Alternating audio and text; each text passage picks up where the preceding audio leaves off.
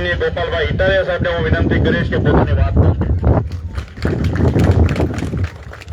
ભારત માતા કી જય જવાન।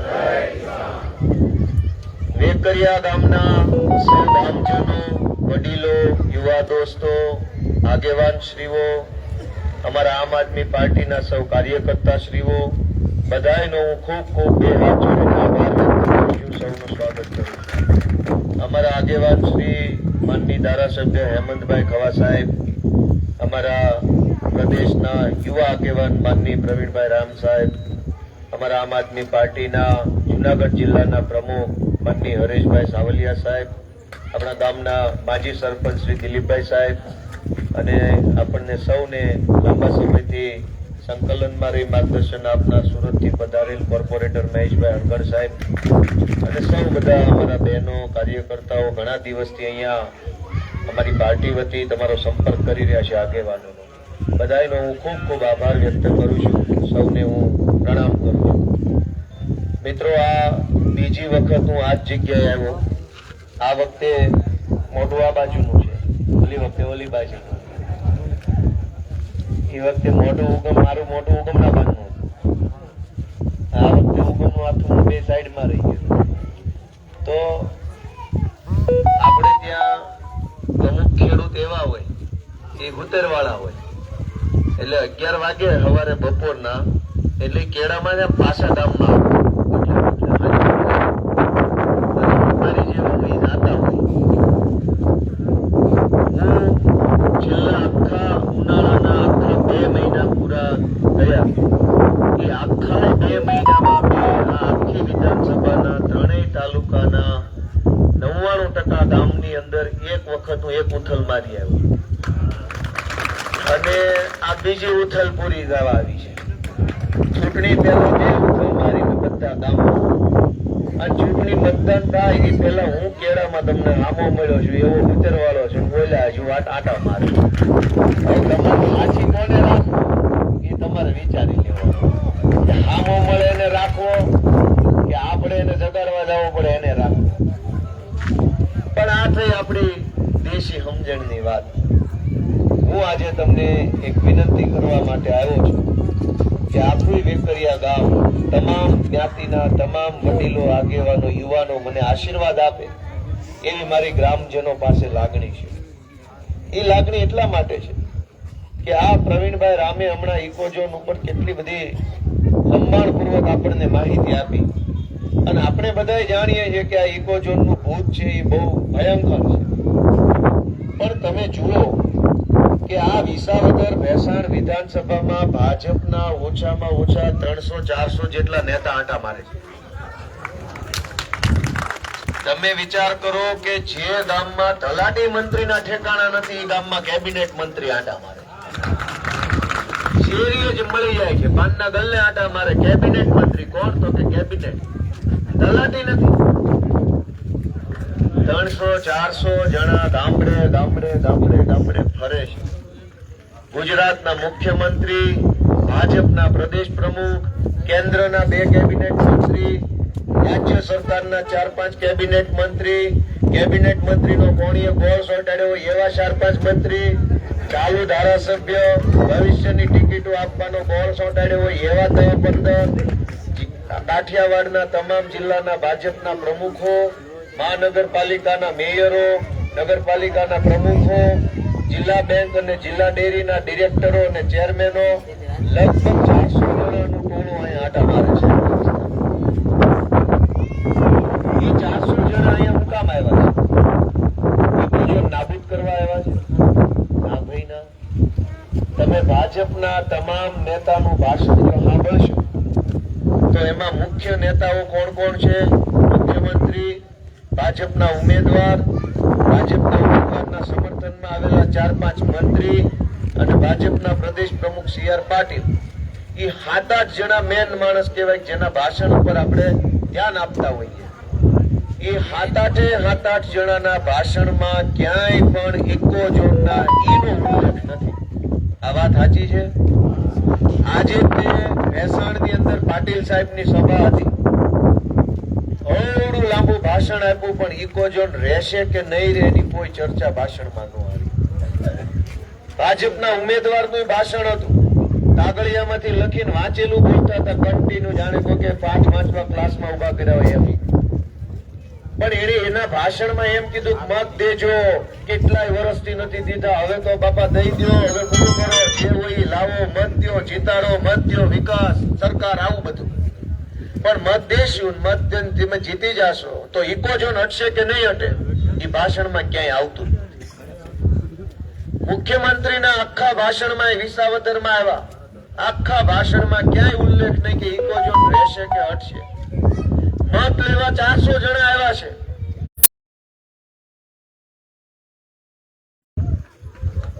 આ વાત સાચી. બાબલા એટલા હોશિયાર છે એટલે હવે આમાં કઈ ભાષણ કરવા જેવું રહેતું જ નથી. બાપા એમ કીધું ખબર એને બધી છે પણ એને કઈ કરવું જ નથી. હું એ જ કહેવા માંગુ છું, કોઈ પણ 400 જણા મહત્વના મોટા મોટા હોદ્દાવાળા, જિલ્લાના પ્રમુખ, ડેરીના ચેરમેન, બેંકના ચેરમેન, મહાનગરપાલિકાના મેયર, ચાલુ ધારાસભ્ય, પૂર્વ ધારાસભ્ય, ભવિષ્યના ટિકિટની લાલચ આપી હોય એવા ભાવિ ધારાસભ્યો, આ બધા આટા મારે છે. ઇકોઝોન રહેશે કે હટશે એની કોઈને કાંઈ એના સ્પીચમાં, ભાષણમાં ક્યાંય શબ્દ નથી આવતો. કૃષિ મંત્રી અહીંયા વિસાવદરની ગલીએ ગલીએ આટા મારે છે, મત દેજો, મત દેજો કે છે. પણ આ પરાણે ખેડૂતને એક બાટલો ભટકારવામાં આવે છે, એ યોગ્ય છે કે અયોગ્ય છે એ કોઈના ભાષણમાં એક શબ્દ નથી આવતો. આ સાચું છે ખોટું છે? બસ મત દેજો, મત દેજો, મત દેજો, મત દેજો, જ્યાં જાવ ને મત દેજો, બસ બસ મત દેજો, મત દેજો. મત લઈને તમે ઓલો બાટલો બંધ કરાવશો કે બાટલાને વધારે ટાઈટ કરશો એ કોઈના ભાષણમાં એક શબ્દ નથી આવતો. વિસાવદર અને ભેસાણના સરકારી દવાખાનામાં કોઈ સુવિધા નથી. સારું ઓપરેશન કરાવવું હોય તો સરકારી દવાખાનામાં થાય એમ નથી. 40 વર્ષથી ભાજપની સરકાર છે તો વિસાવદર અને ભેસાણના સરકારી દવાખાનામાં, ભેસાણમાં તો ડોક્ટરે નથી, અહીંયા તો હામ ખવાય એવું છે એટલે એનો ઉલ્લેખ નથી મેં કર્યો. પણ 40 વર્ષથી ભાજપની સરકાર છે, કરોડો રૂપિયાનો વેરો ઉઘરાવે છે. એક ગરીબ માણસ, નાનો માણસ, લાચાર માણસ, મજૂરી કરતો માણસ બીમાર પડે, 50,000 નું દવાખાનું આવે તો ક્યાં જવાનું? આ 400 જણા ચૂંટણીની અંદર ધમરોળવા માટે નીકળ્યા છે ભાજપના આ વિધાનસભામાં. પણ દવાખાનામાં ડોક્ટર નથી, મશીન નથી, દવા નથી, હારો ખાટલો નથી, ઉપર પંખો નથી. એ વાતની ચર્ચા એકેય ભાજપનો નેતા નથી કરતો. બસ મત આપો, મત આપો, જલ્દી આપો, જલ્દી આપો, પછી તમે છૂટા થઈ જાઓ.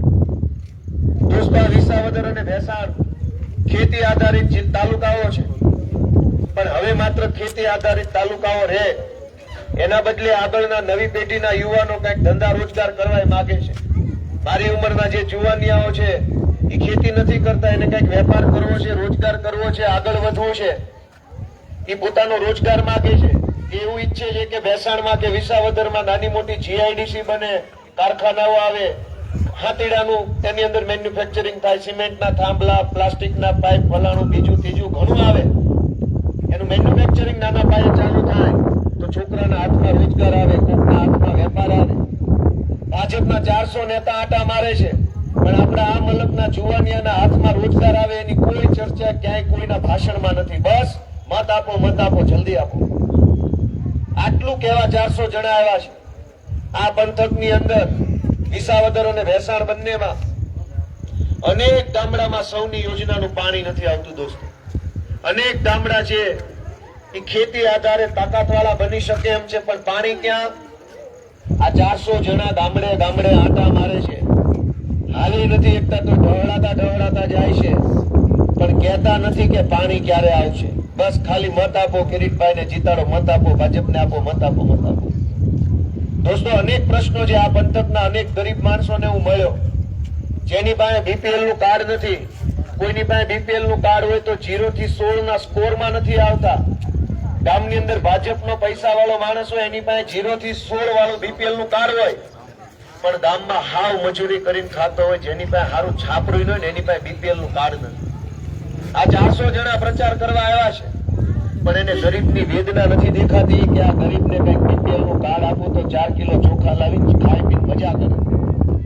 એ કોઈ આપણી પીડા વેદનાને વાચા આપવા નથી આવ્યા. અનેક લોકો એવા છે જેની પાસે ઘરનું ઘર નથી ગામડામાં, દેશકદમીની અંદર વર્ષો પહેલા મકાન બનાવ્યું છે, લબડતી તલવાર છે માથે કે કાલ દબાણ હટાવવા વાળા આવશે ને ઘર પાડી દેશે. અનેક પરિવારો એવા છે કે મકાન બનાવવાની જગ્યા નહોતી, જ્યાં જગ્યા હતી ત્યાં બનાવ્યું, 10, 15, 20 વર્ષથી રહે છે, પણ એ ઘરનું ઘર નથી, કેમ કે 100 વારીઓ પ્લોટ નથી મળ્યો કોઈ. અનેક લોકો એવી માંગણી કરે છે કે ભાઈ મને કઈક 100 વારીઓ પ્લોટ મળી જાય તો ઘરનું પાકું મકાન બનાવું, સુખેથી જીવું. પણ મામલતદાર ઓફિસોમાં, પ્રાંતોમાં, કલેક્ટરમાં કોઈ જવાબ આપવા વાળો નથી કે ક્યારે ગરીબ માણસને પ્લોટ મળશે. 400 જણા પ્રચાર કરવા ઉતાર્યા છે, 10 ખટારા માલ ઠાલ્યું અહીંયા, પણ ગરીબની વેદનાને વાચા આપવા નહીં, તમને બધાને છેતરવા, ફોહલાવવા, ગુમરાહ કરવા, અફવા ફેલાવવા, તમને બધાને દબાણમાં લેવા, લલચાવવા, ડરાવવા, ગમે એમ કરી વિસાવદરમાં આ છેલ્લા 15 વર્ષથી ભાજપનો ખોળો નથી ભરાતો ને એટલે આ વખતે રાજા આવ્યા. ધાડે ધાડા ઉતાર્યા છે, આ વખતે મેળ પડી જાય તો. હવે તમારા હાથમાં છે કે આ વખતે થાય કે આ વખતે પછી હુકારો આવશે. દોસ્તો, આટલા બધા નેતાઓ આવ્યા છે, તમે ગમે ભાજપના નેતાનું ભાષણ સાંભળજો, એમાં નાના માણસની વાત એમાં હશે જ નહીં. મોટી મોટી વાતો છે. ભાઈઓ બહેનો 500 કરોડની યોજના બનાવી, 50 રૂપિયા વાળી વાત નહીં હોય. હવે આપણે તો કામ જ 2000 વાળું. આપણે આધાર કાર્ડનું, રેશન કાર્ડનું, આવકના દાખલાનું, જાતિના દાખલાનું, આપણે વારસાઈ કરાવવાનું, જીબી માંથી એક નવું મીટર લેવાનું, ઘઉં ચોખા મળતા હોય તો ઘઉં ચોખાનું, ગામમાં બ્લોક નખાવાનું, ગટર નખાવાનું, ક્યાં ક્યાં ટ્યુબલાઇટ નો ગોળો તૂટી ગયો ગોળો નખાવાનું. આપણા કામ કેવડા હોય કયો છે મને, નાના હોય કે મોટા હોય? વેકરિયા ગામમાં એરપોર્ટ બનાવો, એવું તો કામ આપણે પડવાનું જ નથી. અહીંયા રેલવેના પાટા નખાવો, એવું કામ આપણે કઈ પડવાનું નથી. અહીંયા મોટી યુનિવર્સિટી વેકરિયામાં ખોલો, એવું કામ આપણે પડવાનું નથી. ભાઈ આપણે તો ગામડાના નાના માણસ, આપણે પડે નાનું એવું કામ. તો એ નાનું કામ કરાવવા માટે અવળો મોટો માણસ હાલે કે મારી જેવો નાનો માણસ હાલે? તેમ કયો બધા મને. અને આ મોટું કામ પડે એમ હોય તો મોટો માણસ જોઈ, પણ કામ જ નાનું પડે તો આપણે કેવડું કામ પડે? આ આટલા લોકો અહીંયા 200-300 જણા બેઠા છે, તમને વિશ્વાસ છે, મને ઘણા બધી વિશ્વાસ છે, આખા વરમાં આમાંથી 3 જણાને જો જિલ્લા લેવલનું કામ પડતું હોય તો, બાકી ગામ લેવલનું પડે 60% જણાને અને 40% જણાને તાલુકા લેવલનું કામ પડે. 8 જણા કદાચ ન નીકળે જેને જિલ્લા લેવલનું કામ પડે. તલાટી ટાઈમે આવવા માટે, ટીડીઓ હોકારો આપે, મામલતદાર ખમકારો આપે, તો આપણે કોઈ વાતની તકલીફ ન પડે. એટલું જ આપણે કામ હોય. પણ ભાજપ તો મોટા માણસોની પાર્ટી છે, એમાં કદાવર નેતાઓ હોય, મોટા માણસો, મોટી સરકાર, મોટી વાતો, મોટા નેતા. આપણે નાના માણસોએ કામ પડે ત્યારે મોટા માણસ પાસે જાશું તો કામ થશે કે નાના છોકરા પાસે જાશું તો કામ થશે? તમારે નિર્ણય લેવાનો છે. દોસ્તો, હું વકીલ છું, મેં સરકારી નોકરી કરી છે. જેમ તમે એક નાના એવા ગામડામાંથી, સાધારણ પરિવારમાંથી આવો છો, એમ હું એવો જ. પણ હું અત્યારે પાર્ટીનો ઉમેદવાર છું એટલે કોકને એમ લાગે કે આ બહુ મોટી હસ્તી હશે. ભાઈ ના, અમે તો બસ્તી છીએ. પણ તમે અમને આશીર્વાદ આપશો, પ્રેમ આપશો તો અમે ઘણું સારું કામ કરી શકીશું. ભાજપના માણસો ગામડે જઈને એમ કે છે કે સરકાર અમારી છે, આ આવશે તો કામ નહીં થાય, આવું કહેશે કે નહીં? હવે આ આવ્યો ને તો આખી તમારી સરકાર ઢવળીને વિસાવદરમાં લાવ્યો. અહીંયા વેકરિયા ગામમાં મંત્રી ભાડે કોઈ દી આ આવ્યો એટલે ઢવળીને 10 મંત્રી લાવ્યો, 50 ધારાસભ્ય લાવ્યો, મુખ્યમંત્રી લાવ્યો, આખું સરકાર ઢવળીને અહીંયા લઈ આવ્યો. કે 2 રોડ નહીં લઈ આવે, આખી સરકાર અમે અહીંયા લઈ આવ્યા. શેરીએ દોડતા કર્યા છે. અને ઈ નહીં એમ કે આવશે કામ નહીં થાય. ભાઈ હું આવ્યો એટલે તમે અહીંયા આવ્યા છો. અને હવે હું ધારાસભ્ય નથી છતાંય આવડી સરકાર દોડાવી, રોડે ચડાવી. તમારા મતથી ધારાસભ્ય બની જાવ, 4 નાળા નહીં બનાવી શકું એમ? અને એ વાત કેવી? દોસ્તો, ભાજપ વાળા લોકશાહીની મજાક ઉડાવવાની માનસિકતા વાળા લોકો છે. આ હેમંતભાઈ ખવા વિપક્ષના ધારાસભ્ય છે. તે કામ નહીં થતા હોય ને, નહીં થતા હોય, ધારાસભ્યની ગ્રાન્ટ આવે, ધારાસભ્યને પોતાને પાવર આવે, એ ગમે એ પાર્ટીનો હોય, ધારાસભ્યને પોતાને એક સત્તા મળેલી હોય, એને ગ્રાન્ટ મળેલી હોય, સરકાર ગમે એ પાર્ટીની હોય, ધારાસભ્યની પોતાની પેન આલે એ કામ થતું જ હોય. છતાંય લોકોને ગુમરાહ કરે છે કે સરકાર અમારી છે, આ આવશે તો કામ નહીં થાય. મારે ભાજપના કેટલાક નેતાને પૂછવું છે, ભલે ઓછું ભણેલા હો પણ મારી જેવાને પૂછતા હો તો અમે કહેતા રહેવી કે આનું આમ હોય. ભાજપ વાળા પંજાબમાં વિપક્ષમાં છે, પશ્ચિમ બંગાળમાં વિપક્ષમાં છે, તેલંગાણામાં વિપક્ષમાં છે, કર્ણાટકમાં છે, તામિલનાડુમાં છે, કેરળમાં છે, આંધ્રપ્રદેશમાં છે, દેશના 15 રાજ્યોમાં તો એ વિપક્ષમાં છે. તો હું કામચોરો હશે? અહીંયા હું વિરોધ પક્ષનો માણસ છું તો એમ કે છે કામ નહીં થતા હોય. ધારાસભ્યની પોતાની સત્તા છે, ધારાસભ્યને ગ્રાન્ટ હોય, ધારાસભ્યના લેટર પેર હોય, ધારાસભ્યની મીટિંગ હોય, ધારાસભ્યનો પાવર હોય. ચૂંટણી જીતી જાય પછી કોઈ પાર્ટી બાકી ન હોય, છતાંય લોકો ગુમરાહ કરવા આવે છે. અને એવી જ વાત હોય કે સરકારમાં હોય, એ જ પાર્ટીના નેતાનું કામ થાય તો આપણા આ વિસ્તારના પરમ આદરણીય સાંસદ સભ્ય કઈ પાર્ટીના છે?